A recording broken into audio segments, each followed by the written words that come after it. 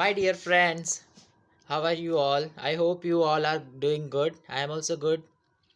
In this video, I would like to discuss something about the fantastic modern work which you and I are going to love very much.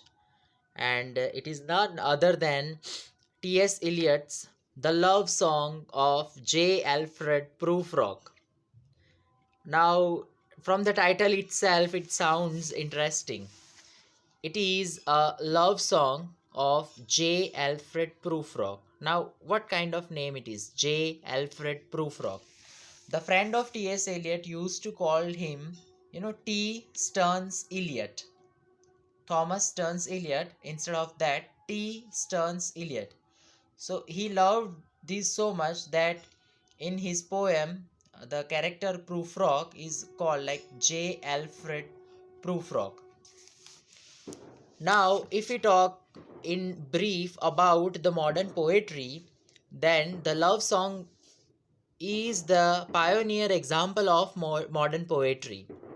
It has all the elements of modern poetry. It is interior monologue, and it has the violation of the age. It totally violates all the traditions of the 19th century, because in the 20th century the poets wrote differently. Now, the love song of J. Alfred Prufrock is a poem which has been taken from the collection Prufrock and Other Observations, which was published in the year 1917. So, what kind of a character Prufrock is? Prufrock is very much indecisive character. And can you imagine an old man falling in love with a woman? So, Prufrock is such an example. And that is very much unconventional. An old man falls in love with a woman. He wants to propose that woman. He wants to go and tell her. The woman might be in the party and in front of everybody. How can he go and propose the woman of his dreams? Now, can you imagine the situation of the old man? He says that he has, bald head, and he has to roll his trousers also because of his old age. All this reality is very much painful for Prufrock, and with a view to proposing a woman, it becomes totally terrible and problematic for him. So it is a kind of conversation Prufrock has with himself. The epigraph of the poem has been taken from Dante's Inferno. Inferno is related to hell. Dante visits hell also, where he meets Guido, Guido, Guido, who tells Dante about his past. Prufrock is also unable to relate everything. Life is also hell for him. Now, that is why the epigraph from Inferno has been taken. The epigraph is written in Italian. The poem begins with a striking line. Let us go, then you and I. When the evening is spread in the sky, like the patient atherized on table. Oh, very unconventional, very awkward imagery he is using. Let us go, then you and I. Who is you and I here? You may be the reader, but as it is an interior monologue, we can understand that Prufrock is talking to himself, his own self.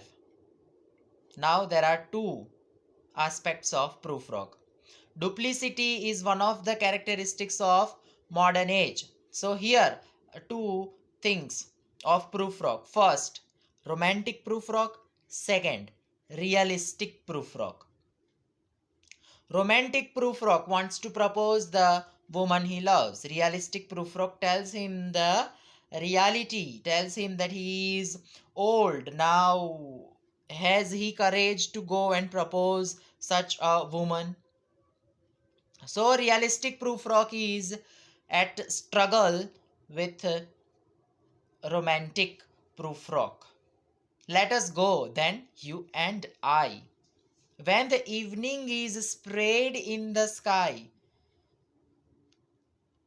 like a patient who is authorized, who is unconscious, a patient who is to be operated for the surgery. Science he is putting here with love, science with love, very metaphysical. Because T.S. Eliot called himself a classicist. He will not write in simple language. He would certainly write in bombastic words. Let us go through certain half deserted streets. See the adjective for the streets, half deserted.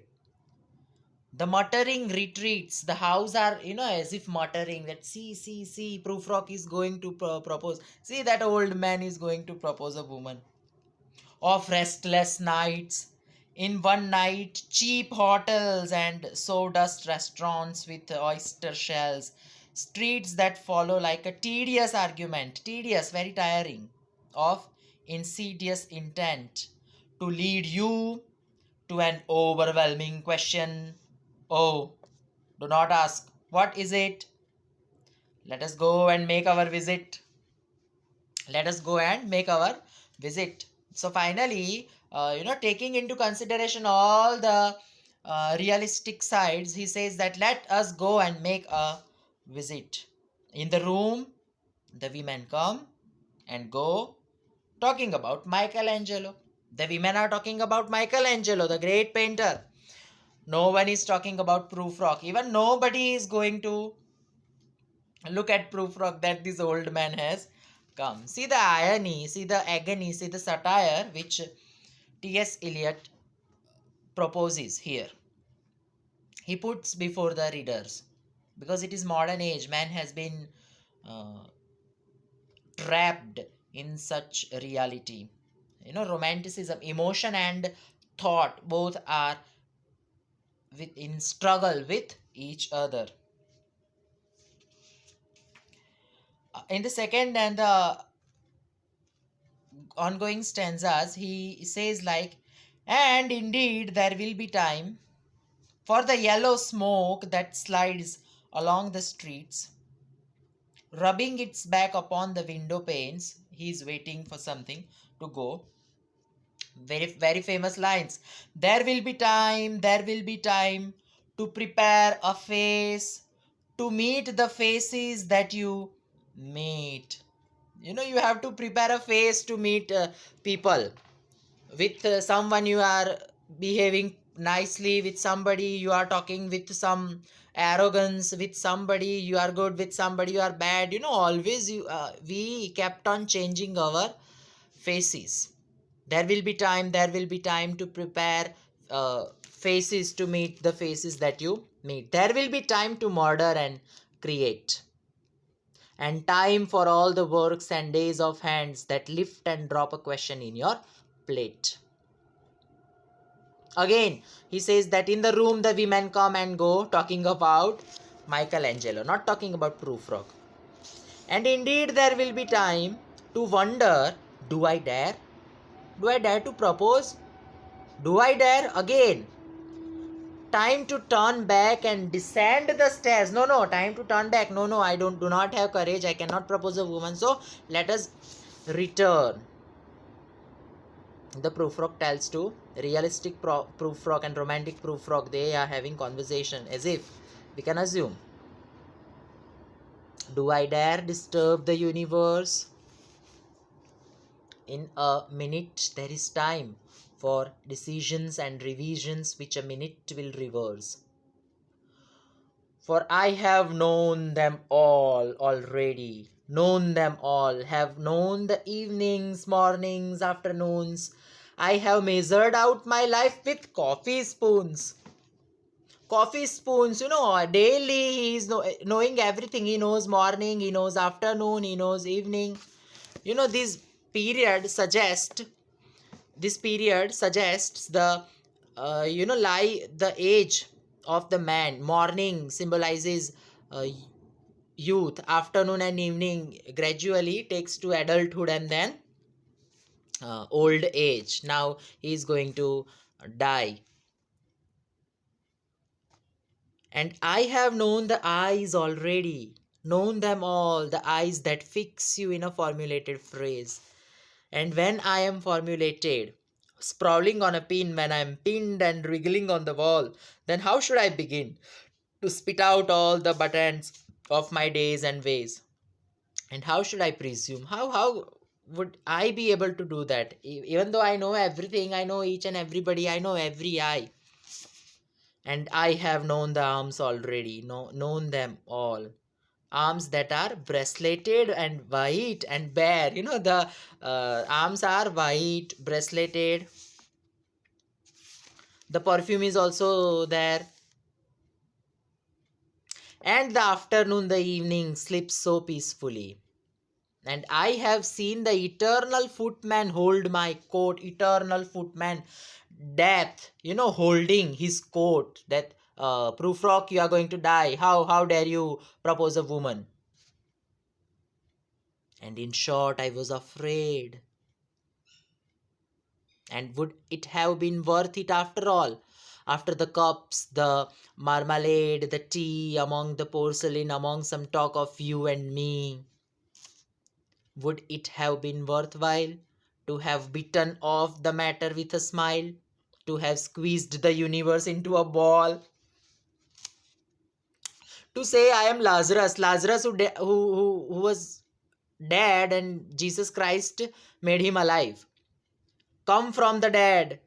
To say I am Lazarus, come from the dead, come back to tell you all, I shall tell you all. If one settling a pillow by her head should say, that is not what I meant at all. That is not at all. You know, uh, he came and if he proposes, even though uh, some rejection comes to Prufrock, what he will say? That is not what I meant at all. And would it have been worth it after all? Would it have been worthwhile? It is impossible to say just what I mean. Right now, at his age, he is unable to make decisions. Now he declares something very important. Because of his indecisiveness, you and I wonder that he is like Hamlet. Hamlet is a tragedy written by William Shakespeare. Hamlet is very indecisive. There is a dialogue in Hamlet, to be or not to be, that is a question. Here also, Prufrock is facing these similarities. But he says that, no, I am not Prince Hamlet, nor was meant to be. I am not like Prince Hamlet. Don't assume me to be similar to him. I grow old. I grow old. I shall wear the bottoms of my trousers rolled. I'm getting old. My trousers I have to fold because of I am kneeling.